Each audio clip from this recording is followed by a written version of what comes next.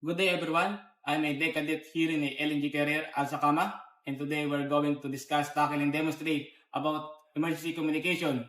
But first, we need to know that we have these three kinds. For safety, we have security. For urgency, we have this PAN-PAN. For distress, we have Mayday. And we should ensure before we broadcast that our BHF on channel 16. For first scenario, we're going to use security. For example, we're conducting a ship-to-ship operation. We're going to broadcast like security, security, security. All ships, all ships, all ships. This motor tanker Al Sakama, Al Sakama, Al Sakama.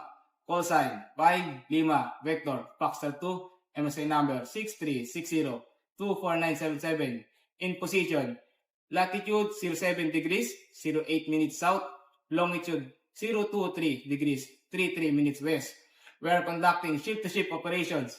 All vessels are requested to keep clear of us. I repeat, we are conducting ship-to-ship operation. All vessels are requested to keep clear of us. Over. For a second example, we're going to use PAN-PAN for this urgency. For example, we lost our steering in a congested waters. PAN-PAN, PAN-PAN, PAN-PAN. All stations, all stations, all stations. This motor tanker Al Sakama, Al Sakama, Al Sakama. Call sign 5 Vector Foxtrot 2, MSC number 6360-24977.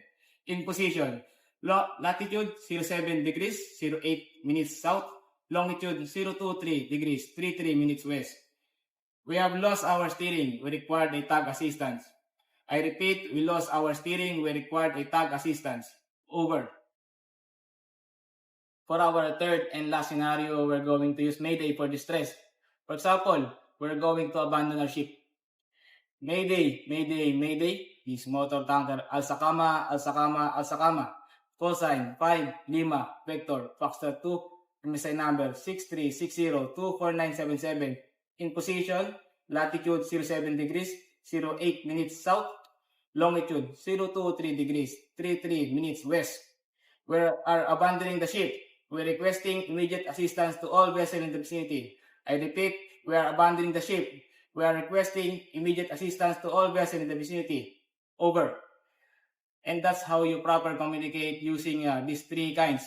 First, security for safety, PAN-PAN for urgency, and Mayday for distress. For this MFHF, for broadcasting, same with this VHF.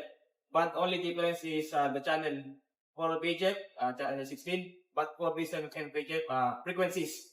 First, we need to select TEL before we broadcast. For the frequency of MF, use this one, 2182. Then for HF, it's either for 4125, 6215, 8291, 12290, 16420. It depends to the range of your calling. And that's all for broadcasting from MFHF and VHF. Thank you. Cancel a false distress signal for GMTSS. But if we actually accidentally send a false distress signal, what are we going to do? First, we need to cut off the transmission. How? By powering off this VHF transceiver, long press, then all off. Once all off, our transmission is being cut off. Then we need to turn on.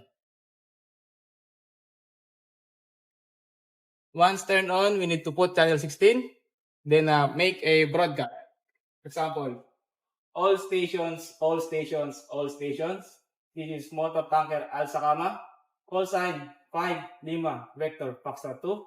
DSC number 6360-24977. In position, latitude 17 degrees 50 decimal 2 south, longitude 010 degrees 36 decimal 0 west. Cancel my distress signal as of 05/17 of 2026, 1338 UTC. This is master of Al Sakama. Call sign 5 Vector Foxtrot 2. DSC number 6360-24977. Out. Once the broadcast finish, our VHF cancellation are done. Then we need to proceed for our next. Our next GMDS equipment is this MFHF. This MFHF is just like the VHF. To cancel the transmission, we need to power off. How to power off? We need to push these two buttons. Then press OK. Once power off, we can now power on.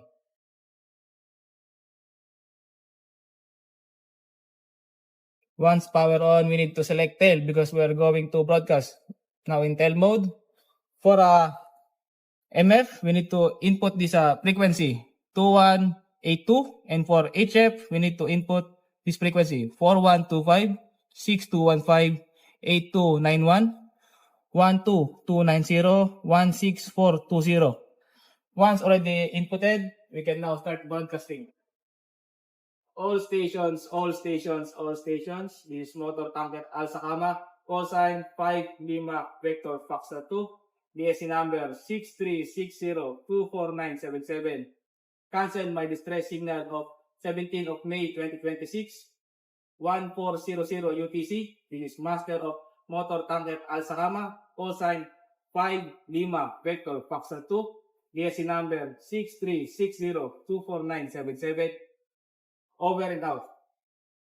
Once finished the broadcasting, we have now finished the cancellation for distress signal of MFHF. For our next GMDS equipment in Marsat C, I will show you how to cancel a false alert signal or messages. First, you need to go to edit and make a text. Edit, then select edit telex file. We need to input a file name. For example, cancel. For in this case, I already prepared some messages. We need to input message name. For example, Al-Sakama. Call sign 5 Lima Vector Foxtrot 2. Inmarsat C number 463746050. And the current position, for example, latitude 07 degrees 08 minutes south. For longitude 023 degrees 33 minutes west. Cancel my Inmarsat C distress alert of May 20, 2026. This is the master of Al-Sakama. And after we make this message, we need to save and quit. Press F9. After saving and quit, you need to go to transfer. Press enter, then telex, enter. Then we will get the file. Example, we need to file name, enter. Then to select a file, we need to press F2. Once selected F2, it will be pop up. We will select this cancel. Then after this messages pop up, we need to press F1 to send call. And that's how you send and cancel the false alert. For our last equipment, EPIRB or emergency positioning indicating radio beacon. But first, I will show you how this EPIRB looks like when sending a distress signal. In our case, we will do test mode. Example, we will push this button for 5 seconds. And you will see this light test. Then wait for this light to make a flashing.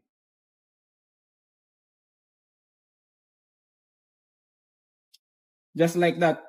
Once we saw or see this light flashing, that means our EPIRB now sending a distress signal. But in our case, only test mode.